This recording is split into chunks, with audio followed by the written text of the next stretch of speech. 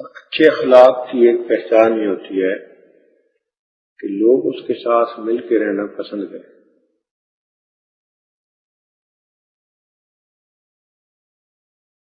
عام طور پر دیکھا گیا ہے کہ جس آدمی کے اخلاق اچھے ہوں، جو دوسرے کا خیال رکھنے والا ہو، اپنے تقاضوں کو دبا کر دوسروں کی ضروریات کو پورا کرنے والا ہو، لوگ اس کے ساتھ رہ کے خوش ہوتے ہیں. اور جو ترشرو ہو، بات بات پہ غصہ کرے، بگڑے،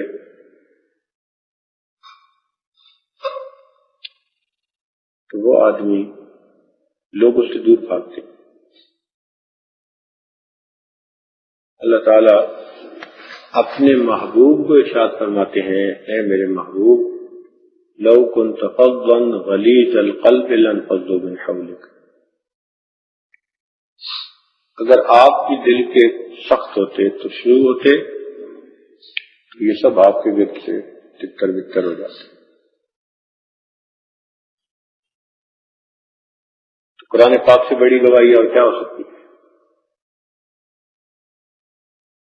تو یہ نبی علیہ الصلوۃ والسلام کے اخلاق حمیدہ تھے. صحابہ آپ سے اتنی محبت کرتے تھے کہ اپنی جانوں سے بھی زیادہ. حضرت انس رضی اللہ عنہ آپ کی خدمت میں آئے جب 10 سال کے تھے، تقریباً 10 سال کے تھے. ان کی والدہ ام سلیم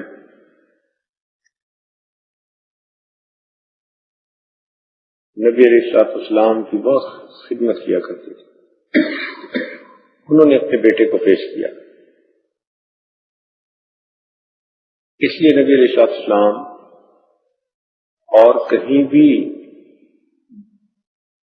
رات کا قیام یا دوپہر کا قیلولہ نہیں فرماتے تھے سوائے اپنے خاندان کے گھروں کے. مگر ام سلیم ایسی صحابیہ تھی کہ ان کے گھر دوپہر کا قیلولہ بھی کر لیا کرتے تھے. ان کی قربانیاں بھی بڑی ہیں.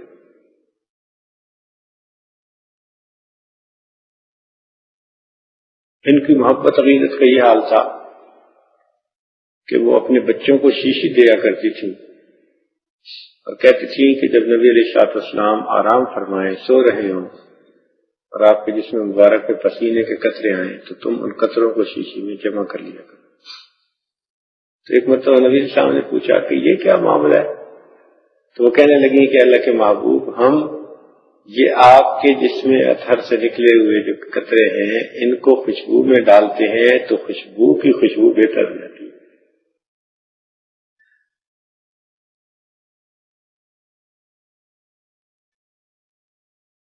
ان کی محبت عقیدت کا یہ. تو حضرت انس رضی اللہ عنہ فرماتے ہیں کہ میں اس عمر میں آیا اور وہ زندگی بھر پھر ساتھ رہے.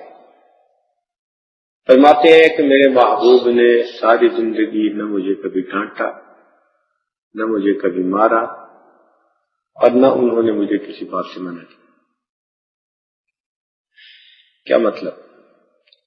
کہ جب بچوں کو پیار دیا جاتا ہے اس پیار کے رشتے میں وہ خود بخود ایسے انسان کی اتباع کرتے ہیں جیسے سدایا ہوا جانور کیا کرتا ہے، ضرورت نہیں پیش آتی.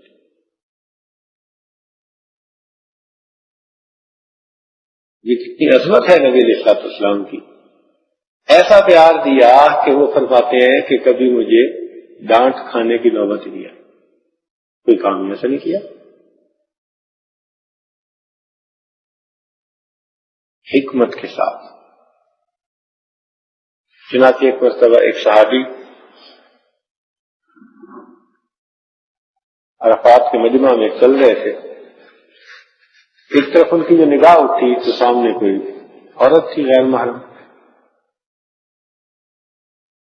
تو جیسے ہی اس طرف نگاہ اٹھی اور تھوڑی دیر دیکھا، نبی علیہ الصلوۃ والسلام پاس تھے، آپ نے زبان سے کچھ نہیں کہا، صرف ان کے چہرے کو دونوں ہاتھوں سے پکڑ کے یوں کر دیا.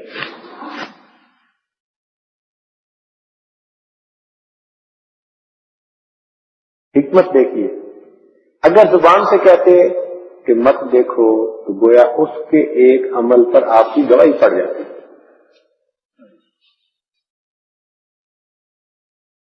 ایسا نہیں کیا،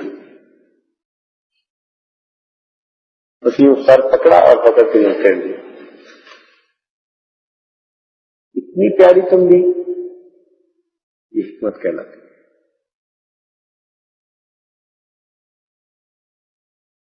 چنانچہ ایک صاحب ایک عرابی آئے، عرابی کہتے ہیں دیہاتی، مسجد نبوی میں انہوں نے نماز پڑھی، بیٹھے محفل میں، تھوڑی دیر کے بعد جو وہاں سے اٹھے تو مسجد ہی کی حدود میں جو صحن پڑا تھا وہاں بیٹھ کے پیشاب کرنے لگے. دیہاتیوں کی عادت ہوتی ہے دیوار کے اوٹ میں پیشاب کر لیتے. اب جب دوسرے صحابہ نے دیکھا تو انہوں نے وہیں سے پکارا، اوئے کیا کر رہا ہے؟ نبی اسلام نے دیکھا تو اشارہ سے منع فرما دیا مت کچھ. جب وہ فارغ ہو کر اطمینان سے آپ کے پاس آئے، آپ نے انہیں فرمایا کہ دیکھو یہ مسجد اللہ تعالیٰ کا گھر ہے، اس کا ادب یہ ہے کہ اس کو ہم پاک رکھیں، اللہ تعالیٰ پاک ہے. اب جب اتنے پیار سے سمجھایا تو وہ تو حیران رہ گئے. اب سوچیں جب انہوں نے پیشاب کرنا شروع کر دیا، اگر اس وقت ٹوک بھی دیتے تو ان کے بس میں بھی نہیں تھا. جب یورینیشن پروسیس شروع ہو جاتا ہے تو اس کو روکنا بندے کے بس میں نہیں ہوتا. ہوتا کیا کہ ایک تو وہ روک نہ پاتے، دوسرا ان کے کپڑے بھی ناپاک ہوتے، جسم بھی ناپاک ہوتا، اور پہلے سے زیادہ زمین ناپاک ہوتی، جدھر جدھر جاتے اس سے اور زیادہ ناپاک ہو جاتے.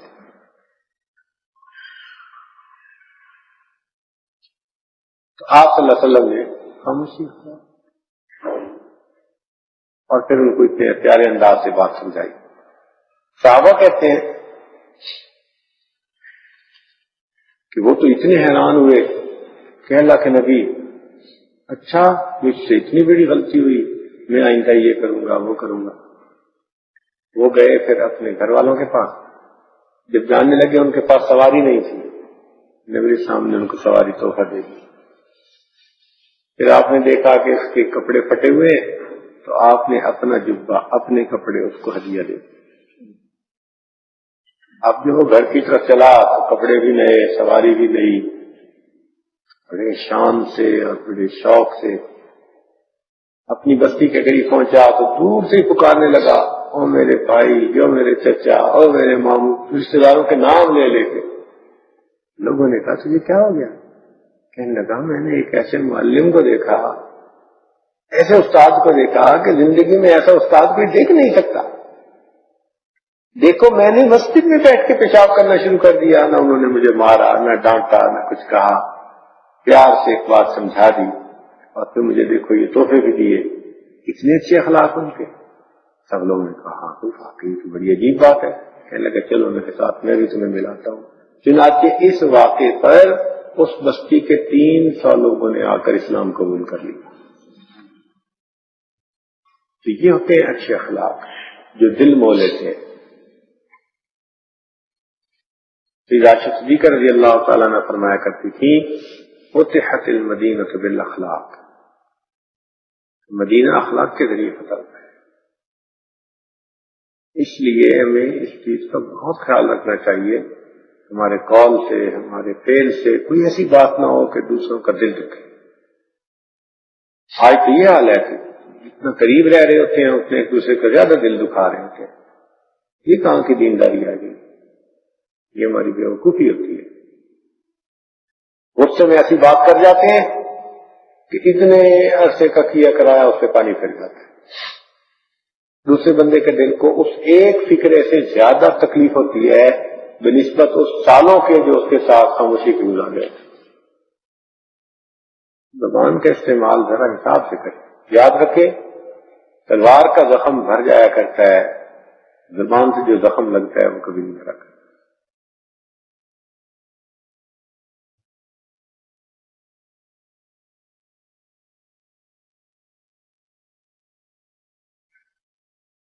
یہ جو قریبی رشتے ہوتے ہیں نا، بھائی چارے کے رشتوں کے، ان رشتوں کو تلوار نہیں کاٹ سکتی، لیکن زبان ان رشتوں کو کاٹ کے رکھ دیتی۔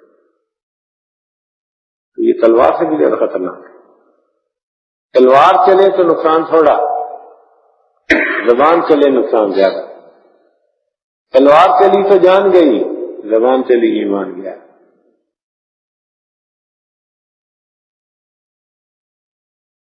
اس لیے اچھے اخلاق کو اپنانا اور ایسا بن کے رہنا کہ لوگوں کو سکھ پہنچے۔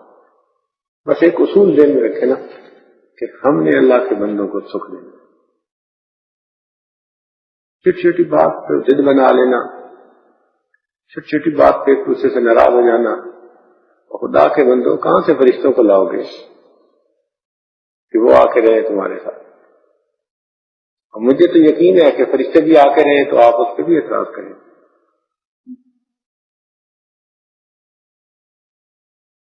عادت ہو نا جس کی عیب دیکھنے کی، اس کو تو جبریل علیہ السلام میں بھی عیب نظر آ جانے۔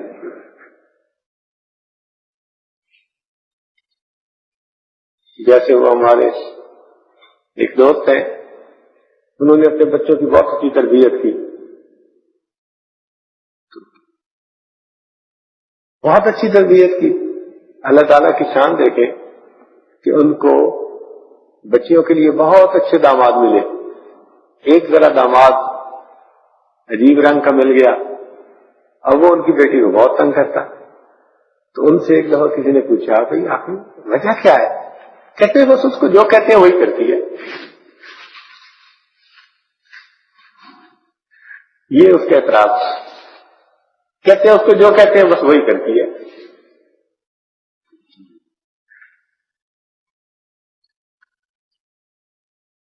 اب چونکہ وہ دین پڑھی ہوئی اچھی نیک بچی تھی اور اس کو پتا تھا کہ خامد نے جو کہنے میرے وہی کرنا ہے، خامد کو یہ اعتراض ہے، بچی جو کہتے ہیں وہی کرتی ہے۔ تو لوگوں کو تو اس میں بھی عیب نظر آ گیا۔ یہ بھی عیب ہے یوں سمجھیے کسی کی نظر میں کہ جو کہتے ہیں وہی کرتی ہے۔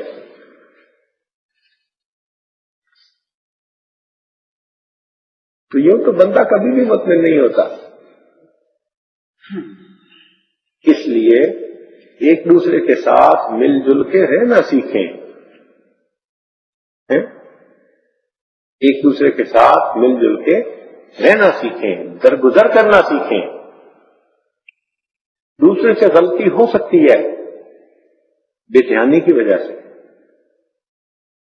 بیوقوفی کی وجہ سے، ہو سکتا ہے اس کا ارادہ تکلیف پہنچانے کا نہ ہو، اپنی کم عقلی کی وجہ سے، ناتجربہ کاری کی وجہ سے وہ کوئی ایسی بات کر جائے اس کو بنیاد بنا کے، یہ تو نہیں کہ دلوں میں فاصلے پیدا کر لیں۔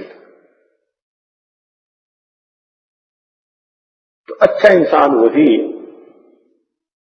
نبی علیہ السلام نے کیا فرمایا، دل من قطع، جو تجھ سے توڑے تو اس سے جوڑ۔ اب یہ نبی علیہ السلام کی حدیث سامنے ہے، جو تجھ سے توڑے تو اس سے جوڑ۔ تو ہمیں تو حکم ہے کہ جو توڑے ہم ان سے جوڑے، کہ جائے کہ جو مل کے رہنا بھی چاہیں تو ہم آپس میں چھوٹی چھوٹی باتوں پہ خاموشی اختیار کر لیں، بولنا چھوڑ دیں، ملنا ملانا نہ رکھیں، اور پھر یہ سمجھے کہ اللہ ہم سے راضی۔ یہ خیال تم حالت سے جلو، سمجھے؟ ایسے اللہ راضی نہیں ہوتا۔ اللہ کو راضی کرنا ہو تو اللہ کے بندوں کو راضی کرو۔ اس کا یہ مطلب نہیں کہ گناہوں کے ذریعے اس کو راضی کرو، یہ گناہوں پہ ان کی مدد کرو۔ مقصد یہ کہ جو نیک ہیں، جو عرف میں نیک کہے جاتے ہیں، جو اپنی طرف سے نیکی کی کوشش کرتے ہیں، جن کی زندگی کا زیادہ حصہ نیکی پر گزرتا ہے، وہ نیک کہلاتے ہیں۔ یعنی ان کی نیکیوں کو اور ان کی برائیوں کو اگر دیکھا